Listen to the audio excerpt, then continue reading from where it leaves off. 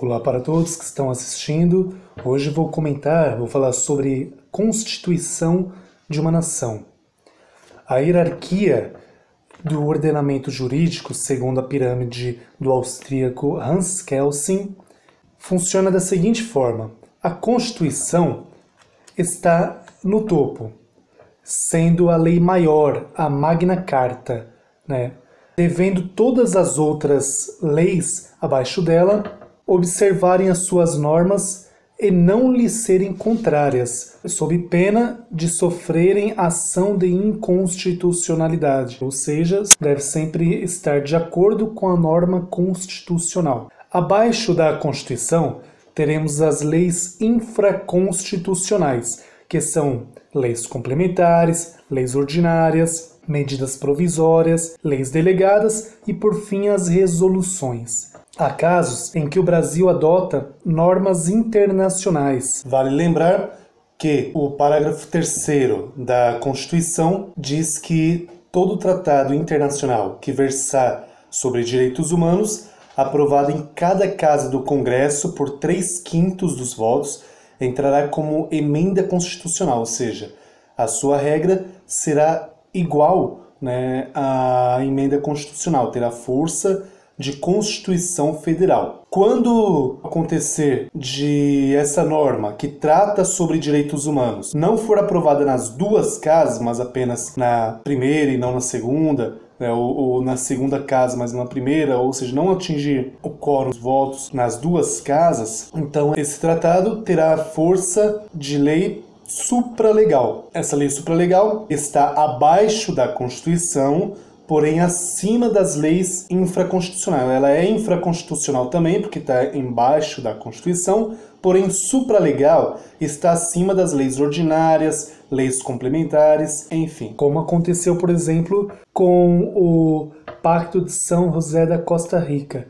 Ele não atingiu o quórum necessário na primeira casa, no primeiro voto ele conseguiu atingir, e no segundo ele não conseguiu atingir o quórum necessário para ser considerado como emenda constitucional. E aí entrou, inclusive, aquela questão que o depositário infiel ele não pode ser preso baseado no Pacto de São José da Costa Rica. Ou seja, ele é uma lei que não é considerado constitucional, porém ele ainda está ali, acima das leis infraconstitucionais, as leis ordinárias, as leis complementares, está em cima de todas elas e abaixo da Constituição, para esse caso. Sendo considerada integrada a Constituição, com força de emenda constitucional, tornar-se-á como as outras normas constitucionais, tendo a mesma equivalência e regramento para com as demais normas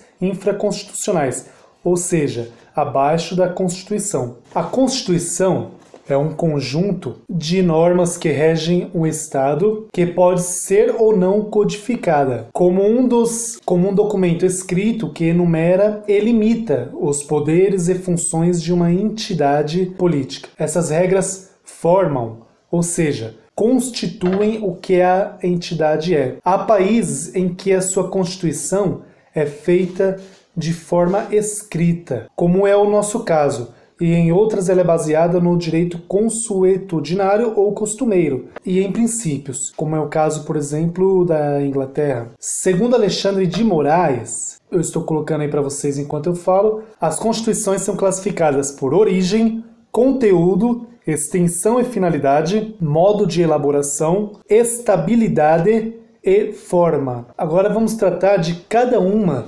dessas classificações e que funcionam assim. Quanto à origem, ela pode ser promulgada ou outorgada. A Constituição promulgada é aquela Constituição que tem a participação do povo para sua elaboração, ou então que o povo elege os seus representantes em Assembleia Constituinte para que faça a nova Constituição, como foi a nossa Constituição. Ela foi presidida, a Assembleia Constituinte, presidida pelo Ulisses Guimarães, junto com vários outros políticos que o povo elegeu para que fizesse nossa Constituição. Ela durou alguns anos para ser elaborada e finalmente em 88 ela foi promulgada. A Constituição outorgada, ela já é uma Constituição feita em nações que têm um regime ditatorial, né? Ou seja, o ditador fala que vai ser assim a Constituição, não tem participação do povo, é do jeito que ele quer, ou seja, é uma decisão unilateral que o povo simplesmente aceita como é. Alguns ainda falam de Constituição cesaristas ou bonapartistas, que é a criada unilateralmente, mas submete-se à ratificação por meio de referendo, ou seja, o governo, o ditador, o rei, ele elabora uma constituição para a nação e depois manda para a nação ver se eles aprovam através de referendo. E ainda tem quem fale das constituições pactuadas. Elas surgem, essas constituições pactuadas, são surgidas entre uma realeza que está decadente, né? Está caindo de um lado e do outro lado de uma burguesia que está em ascensão. Então a realeza, para não perder totalmente o seu poder, ela faz um pacto com a burguesia e faz então essa constituição pactuada. Quanto ao conteúdo, ele pode ser formal ou material. O conteúdo formal, ele leva em consideração apenas o modo de elaboração da norma. Se passou por um processo mais solene, mais dificultoso da formação, etc. Já o material, por sua vez, para ele é completamente relevante o modo como as normas foram elaboradas.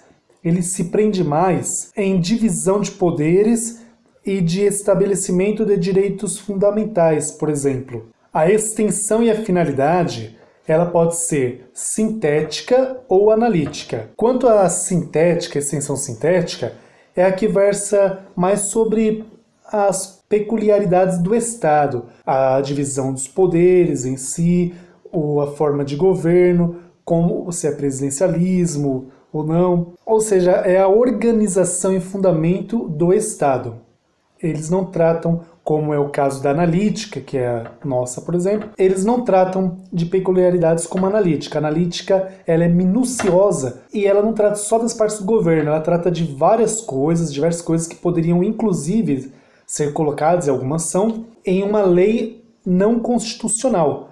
Elas tratam, por exemplo, da família, dos jovens, dos esportes, dos tribunais, né, da justiça, dos idosos, da criança, etc. Ela é minuciosa na sua forma de ser, na sua forma de existir. O modo de elaboração, ela pode ser dogmática ou histórica. As constituições dogmáticas, elas são elaboradas em um momento determinado, como foi a Constituição nossa de 88 do Brasil. Ela foi promulgada em 88, visto que ela queria sair de um período de ditadura militar, e aí foi colocada naquele ponto, foi feita uma Assembleia Constituinte para elaborar uma Constituição que fosse melhor para o povo. E elas refletem esses valores, dogmas, por isso que ela é dogmática, daquela época. Por exemplo, durante a Constituição de 88, quando você lê mais atentamente, eles colocam várias coisas, até na norma que foi feita transitória da Constituição antiga para a de 88, várias coisas que a gente lendo acha uma besteira, mas que naquela época não tinha, como por exemplo, que o trabalhador vai ter direito a seguro-desemprego. Hoje em dia é fato isso, é comum,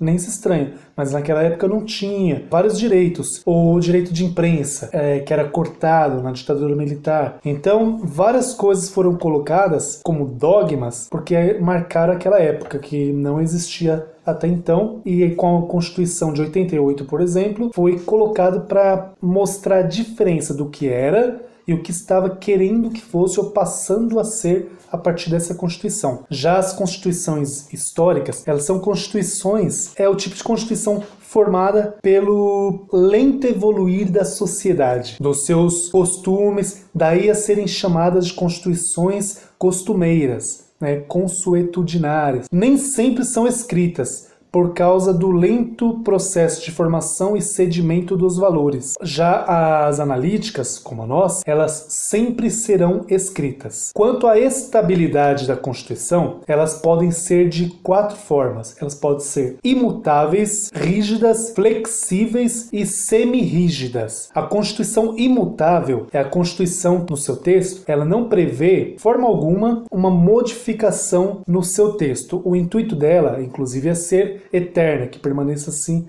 sempre. A rígida é o tipo de Constituição que prevê um procedimento solene, mais dificultoso do que o previsto para alteração das leis ordinárias. Ela funda-se no princípio formal da Constituição, que é o caso do Brasil. Para fazer uma Constituição para mudar, tem que ter uma consulta popular, tem que ir às urnas, votar nos representantes para uma Assembleia Constituinte e as suas modificações parciais, como as emendas constitucionais, que para serem parte, por exemplo, no direito internacional, para que façam parte como emenda, tem que tratar sobre direitos humanos, passa em 2 votos em cada casa do Congresso, por votos de um quórum de 3/5, no mínimo, e as emendas constitucionais também seguem um rito parecido, de 3/5 votos serem aprovados nas 2 casas do Congresso por 2 sessões, 2 votos em cada uma. Então ela é considerada rígida, apesar que uma parte da doutrina considera a nossa Constituição como semi-rígida, mas a maioria como rígida realmente. Inclusive Alexandre de Moraes, Celso Antônio Bandeira de Mello. A Constituição flexível, porém, tem um procedimento para a modificação da Constituição,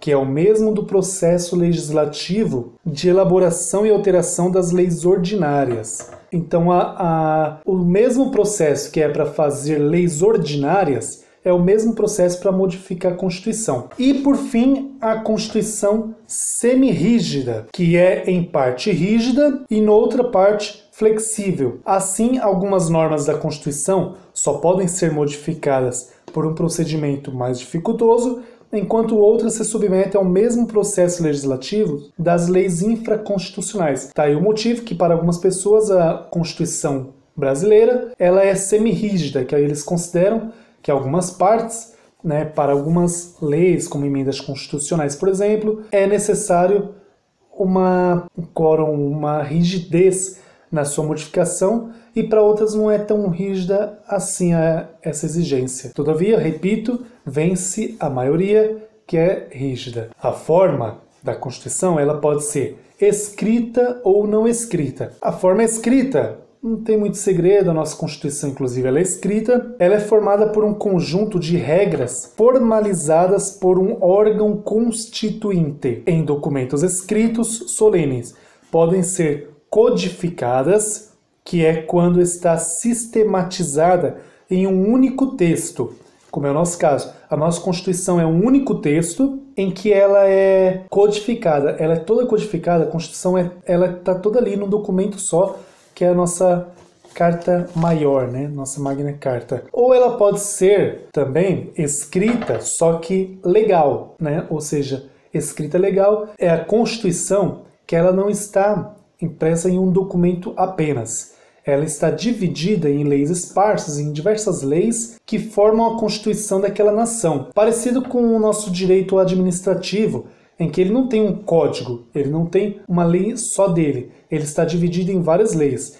Tem a Lei 8666 de 93, tem o artigo 37 da Constituição, tem a Lei de Probidade Administrativa e por aí em diante, em que o direito administrativo é dividido. A Constituição é escrita legal, é da mesma forma. Ela não está no documento só, mas sim dividida em vários documentos. E a não escrita é a forma que não há solenidade na elaboração por órgão encarregado especialmente para esse fim. São sedimentadas pelos usos, costumes, jurisprudências, etc. Como constituições de vários países aí, salvo engano da Inglaterra, de que o costume faz as normas que regem a Constituição do país, e não um documento escrito. No Brasil, a Constituição Federal de 88 ela é classificada em promulgada, formal, analítica, dogmática, rígida e escrita codificada. Bom, pessoal, por hoje é isso. que apresentei a vocês. Conforme eu venha a apresentar outros vídeos, trataremos de outros assuntos e demais ramos do direito, como o constitucional, que eu trouxe agora para vocês, e voltaremos a falar futuramente dele de novo, do constitucional, e também sobre julgados e situações do cotidiano que eu possa discutir aqui. Agradeço a quem está aqui acompanhando, a quem vier acompanhar depois, e não se esqueçam de deixar um like, pois incentiva muito. Se inscrevam e compartilhem o vídeo. Desejo uma ótima semana e fiquem todos bem. Desejo uma ótima semana e fiquem todos bem. Um abraço, até mais.